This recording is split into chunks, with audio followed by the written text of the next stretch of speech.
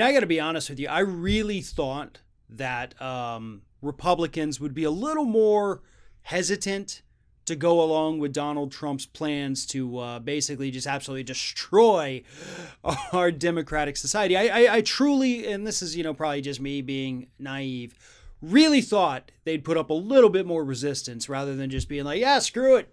Destroy the country, destroy the Constitution. I should have known better.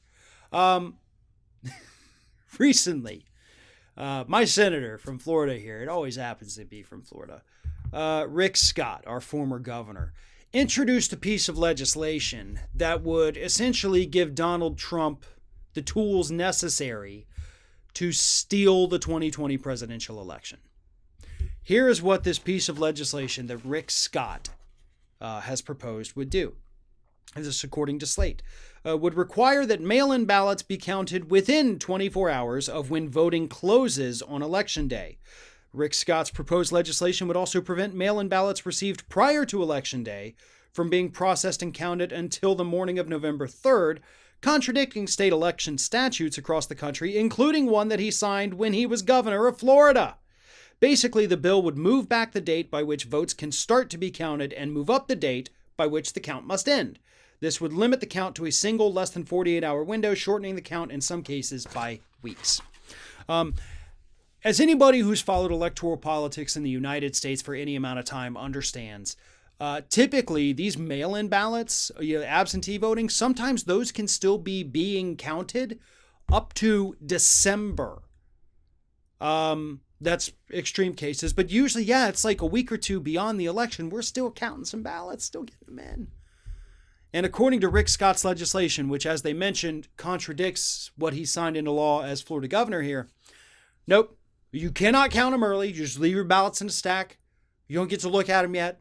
Don't open them till it's Election Day. Then you open and you start counting. And you better count fast because now you only have 24 hours after the voting stops on that Tuesday. So 7 p.m. on Wednesday. If you haven't counted them, they're garbage. Get rid of them. Now, here's the thing. This piece of legislation would also have to be passed by the House of Representatives. The chances of that happening are zero. So we don't have a whole lot to worry about with this. But again, what is shocking to me is the fact that these Republicans are just so willing to be like, yeah, screw democracy. We don't care. Rip up the Constitution. We're totally okay with that. You would think they would at least either stay silent or maybe be like, well, I don't know if I can support that. Oh. But instead they're cheering it on. And it makes like how crazy they are makes me feel like I'm the one going crazy because I'm mad about this. And I almost feel like seeing other people not be mad about it. Am I the one going insane? Like, is there something wrong with me?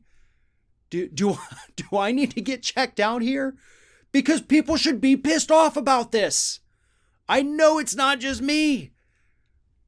But the fact of the matter remains, Republicans are okay with destroying the actual country. Both figuratively and literally, by the way, with what they're doing to the environment. Destroying it. So they're destroying what the country stands for. They're destroying what we stand on in the country. They're literally destroying it all.